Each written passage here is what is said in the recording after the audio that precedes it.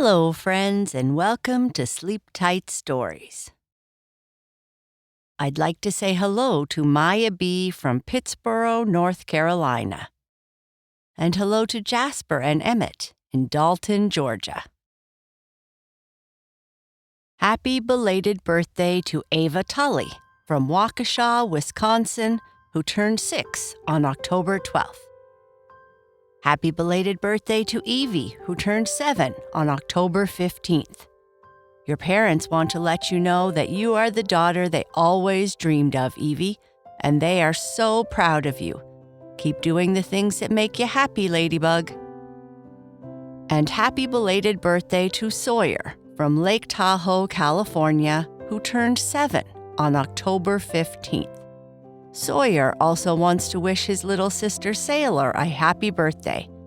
Sailor is turning 4 on October 18th. Happy birthday, Sailor. Happy birthday to Olivia, who has a birthday on October 17th, from Madison and Charlotte. Happy birthday to Grace, who is turning 13 on October 16th. Happy birthday to Sophie, who is turning 8 on October 16th. Happy birthday, Sophie. You are an amazing daughter and big sister. Mommy, Daddy, and Jerry love you very much. Happy birthday to Delilah in Mesa, Arizona, who is turning 8 on October 17th. From Mommy, Kevin, and Sophia. Happy birthday to Jet, who is turning 7 on October 19th. Happy birthday to Dean Maas in Haverville, who is turning 7 on October 20th. Lots of love from Mama, Dad, and Frankie Cat. Happy birthday to Adeline, who is turning 7 on October 20th. Happy birthday to Owen from Everett, Washington, who is turning 6 on October 20th. We love you, from Mom, Dad, and your sisters. Happy birthday to Neva in London, who is turning 6 on October 20th.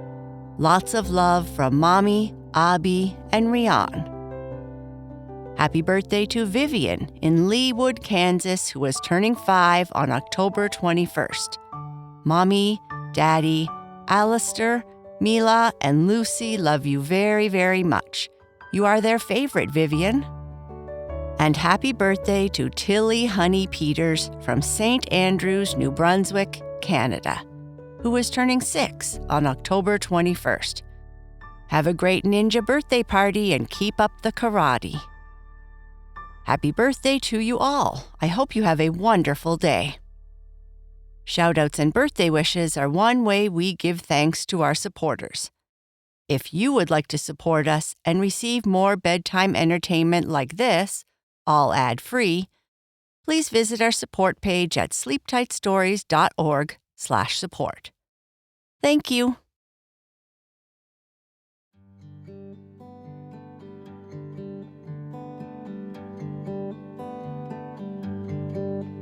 Bernice loves her cat Cookie very much and is excited to tell her friends all about her. When she gets home from school, she tells Papa Bear that something happened at school when she was telling her friends about Cookie. A new boy was not very nice. Bernice and Papa Bear talk about what happened and how Bernice dealt with that. Cookie helps Bernice learn about empathy. Hi, Papa and Cookie, I'm home, Bernice yelled as she came in the front door of her house, dropping her backpack and hanging up her coat. As she bent over to untie her sneakers, Cookie came to greet her, rubbing up against her leg, purring. Papa, Cookie came to greet me at the door. We are already the bestest of friends, Bernice said as she rubbed Cookie on the head, which Cookie responded to with an even louder purring. I think she is happy to see you, little bear. She has missed you all day. Speaking of Cookie, I have a surprise ready for you in the kitchen. Oh, Papa, I know what the surprise is. I could smell that super yummy smell all the way from school," Bernice said as she walked into the kitchen. "Are you sure, little bear?" Papa Bear said with a laugh. "Well, I just took out of the oven some of our favorite treats, chocolate chip cookies, and I think they might be yummy." "I bet they are super yummy, Papa. Maybe even super duper yummy since they are chocolate chip." "Why don't you wash your hands and have a seat at the table?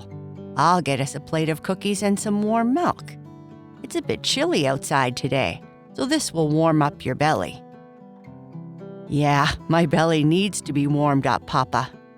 It's been talking to me all the way home, telling me it needs some cookies in order to warm up," Bernice said with a smile. "Is there a treat for Cookie? I think she is trying to tell me that she wants a treat too," Bernice said as Cookie rubbed up against her leg, meowing. "I do have a treat for her. I thought she might enjoy some fish cookies while we have ours." "Should I make some fish cookies for us too?" Papa Bear said with a smile. "Fish cookies? Yuck! I think we should stick with chocolate chip." Sitting at the table with a large plate of cookies, Papa Bear asked, "So, tell me all about your day. How was school today?" It took Bernice a couple minutes to reply because her mouth was full of cookies, and she didn't want to talk with her mouth full. The last time she forgot was when Bobby came over for a treat, and bits of cookie got all over him when she laughed, which, because it's Bobby, he thought was pretty funny. "These cookies are super yummy, and the milk too. These might be the best cookies yet." After taking another drink of milk, Bernice continued. "School was okay, Papa, I guess. I mean, we had art class and I am improving. If I have time after I become a professional runner and a scientist, I am going to be a world-famous painter too. The teacher said we could paint whatever came to our mind, so I started painting a picture of Cookie, and I think it will look great." Bobby started painting a poop emoji, which the teacher didn't seem to like very much. His painting skills have improved a lot, but today, he just wanted to be silly, I think. Oh, that Bobby. Gertrude started painting a beautiful yellow flower, and it looked really nice. She is improving at painting, so we told her. It's fun to encourage friends. That's great. It's important to help and encourage each other, little bear. What about your essay in English that you worked so hard on? Did your teacher have any comments? I think I did well, Papa. He said that I had an inadequate conclusion, which just means that I didn't end the essay well enough, I think. He's almost as tough as my math teacher, but I think he just wants us to write well. Well, that's something to work on for next time. Mama and I are proud of all the work you put into your essay. If you keep working hard, great things will happen. Thank you. But, Papa, at lunchtime today, I got a little bit upset. What happened? Papa Bear asked. I was super excited to talk about Cookie with all my friends, and everyone wanted to hear about her. Some of my friends have cats too, except for Bobby. He says it's not fair because his parents won't let him have one. He thinks he is responsible enough. One of our new kids, Ethan, said that he didn't like cats. That's nothing to get upset about, little bear. We all have different tastes and opinions. It wasn't just that, Papa. He started being a bit rude and calling Cookie names and stuff. I didn't like it. So I told him I didn't like it and asked him to stop. And did Ethan stop? Yeah, sort of. But I don't like it when people say mean things about Cookie or my friends. It's not nice." "I understand. People can sometimes say some things that aren't very nice. You did the right thing by telling him how you felt." "I don't know if I want to be his friend, Papa, not after he called Cookie so many bad names." "Well, it can be helpful to understand that maybe he was having a bad day, or maybe something is bothering him that would make him talk like that. It's good to try and think from their point of view. You should try to forgive him and give him another chance." "I guess so, Papa. He did say sorry later. I think he was trying to be funny." Everyone makes mistakes sometimes. When you forgive someone, you decide to let go of your bad feelings. That doesn't mean that what the other person did is okay, but it means that you're choosing not to let it keep bothering you. Maybe tomorrow you will all get along at lunchtime.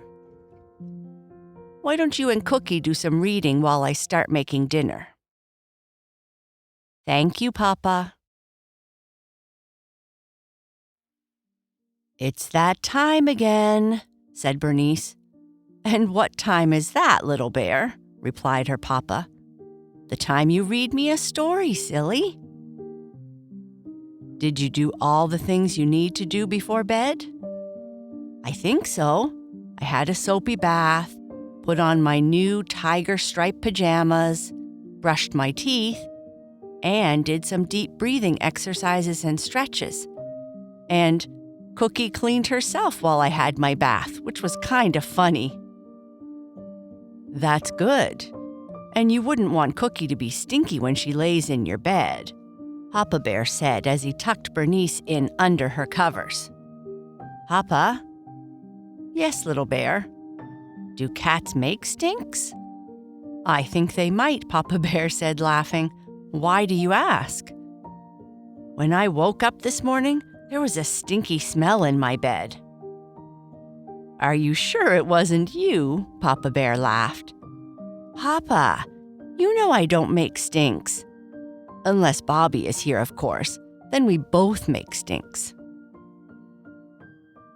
"Okay. Are you comfy and warm?" "Yes, Papa." "How about Twigga, Wolfie, and Madeline? Are they ready for a story too?" "I think they are." "How about you, Cookie? Are you ready for a story too?" Cookie meowed, stretched, and curled up beside Bernice and all her other friends. "Ha ha, I think she is ready for a story too," Bernice said with a laugh. "I think you are right." "Okay, give me a big hug and kiss, and I'll tell you a short story." "Thank you, Papa." Once upon a time, in a world full of magic and fun, there lived a brave little bear named Boo Boo. She lived in a large castle at the edge of a mystical forest. And in this forest, there were unicorns, fairies, gnomes, and all manner of insects, birds, and animals. It was a wonderful place. Her best friend was a young dragon called Kai Kai, and they liked to play as much as they could. The kingdom they lived in was full of people who lived in the meadows, those who lived in the hills, and those who lived in the forest, and they all lived in harmony. On this day, Boo Boo and Kai Kai were preparing to go to a new treat shop on the other side of the mystical forest. This particular shop had a magical vanilla tree that made for the best-tasting cold treats in all the mystical forest. At least, that was what all the fairies were saying. "Are you ready to go, Boo Boo? Homework all done?" Kai Kai asked, just after he gently swooped down into the castle's garden to the smiles of the gardener. After seeing how gentle Kai Kai was around his plants, the castle gardener was fast becoming Kai Kai's friend. Yes, you wouldn't believe all the work I did. I finished scroll after scroll of work. I think visiting this treat shop helped motivate me to work even faster today. Haha, ice treats always make me want to finish faster, Kai Kai said as he crouched lower so Boo Boo could climb on his back. Because the treat shop was a bit far away, Boo Boo was going to fly on Kai Kai's back. I deserve a treat after all my hard work lately, Boo Boo said as she climbed onto Kai Kai's back. You would want a treat whether you worked hard or not, Kai Kai said, chuckling. Hold on, Boo Boo. And Kai Kai swooped up into the sky without any more effect on the garden plants than a slight breeze. He climbed higher and higher until they touched the bottom of the fluffy white clouds, and then glided down to just above the tops of the tallest tree, so that Boo Boo wouldn't get cold. Those swoops are always fun, Boo Boo said. Should I try it upside down next time? Kai Kai asked, in a way that he knew Boo Boo would realize he was joking. No, Kai Kai, that's okay. I'm good. As they gently flew over the treetops of the mystical forest, a curious sound reached their ears. An unusual, faint cry coming from deep within the forest. Boo Boo's ears perked up, and Kai Kai tilted his head to listen closely. Did you hear that, Kai Kai? Boo Boo asked, her voice filled with curiosity. I did, Boo Boo. It sounded like someone calling for help. Without a moment's hesitation, they decided to follow the mysterious cries. As they veered off course and flew deeper into the mystical forest, the cries grew clearer, and it became evident that someone needed their assistance. The forest below them seemed to come alive with magic. Shafts of sunlight shone on the forest floor, and the air was filled with the sweet scent of flowers. Fairies and pixies were flying to and fro, waving to them as they went. Listen, Boo Boo, Kai Kai whispered. The cries are getting closer. Boo Boo nodded in agreement.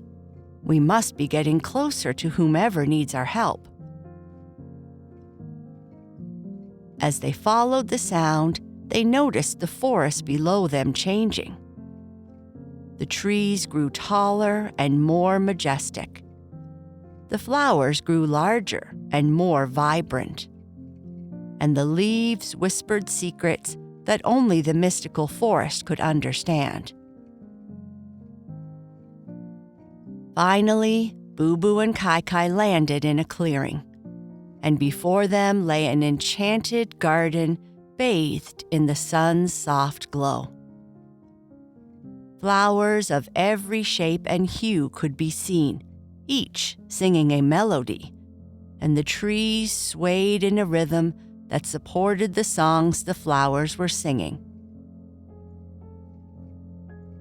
In the center of the garden stood a beautiful creature, unlike any they had ever seen. A creature with feathers that shimmered like a rainbow.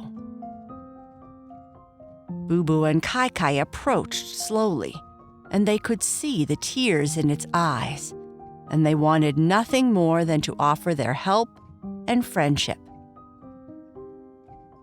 Hello there, Boo Boo said gently. We heard your cries for help. Is there anything we can do?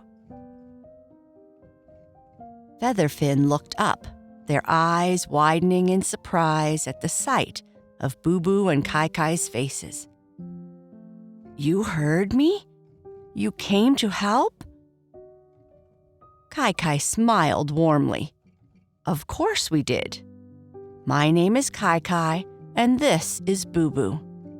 We are here to help, and we're here to be your friends." "Thank you. My name is Featherfin. I'm not from around here, and when my parents and I were traveling from the mountains to the coast, I got lost. I can fly to catch them, but I am not strong enough to take off alone. Once I get airborne, I am fine, though. Do you think you could help me so that I can fly to where my family is?" "We would love to help," Boo Boo said. "Are you sure? I don't want to be a burden. I was crying because I felt so sad about getting lost. I don't want my parents to worry about me. I'm sure they will find me eventually because the plants grow more beautiful wherever I go. It's my magic." "It's no trouble. We both understand how you must feel being away from your family. And besides, friends help friends. Why don't you jump on Kai Kai's back and we can take you wherever you need to go? Kai Kai is a strong and fast flyer," Boo Boo said. As they flew to the edge of the mystical forest towards the coast, Boo Boo and Kai Kai shared tales of their adventures with Featherfin, and, more importantly, shared where all the best treat shops were throughout the kingdom. It wasn't long before they came to an open field near the coast, where all the grass was particularly green, the flowers especially colorful, and the gentle sea breeze carried with it the salty scent of the nearby ocean. After landing, Featherfin said, "Thank you for giving me a ride. I hope I can fly as well as you someday. If you fly to this part of the kingdom again, I'm sure my family would love to take you for some treats." "Now that's an invitation I know we won't refuse," Kai Kai laughed. After they said their goodbyes, Kai Kai and Boo Boo took to the sky again for their flight to Boo Boo's castle.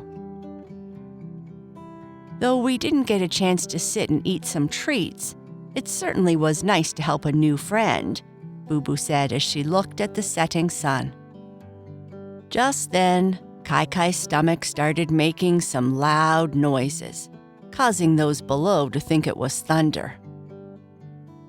"It may be too late to sit and eat at the treat shop, but I hear they offer takeout," Kai Kai said, laughing. "You and your stomach, Kai Kai," Boo Boo said, laughing. "We better stop and get a vanilla treat, and one for the gardener, too. He's been nice to us lately." "You have the best ideas, Boo Boo." And with that, Papa Bear gave Bernice a kiss on her forehead, adjusted her blanket, turned off her lamp, and quietly whispered, "I love you, Cookie. I love you, little bear." And that is the end of this story. Good night. Sleep tight.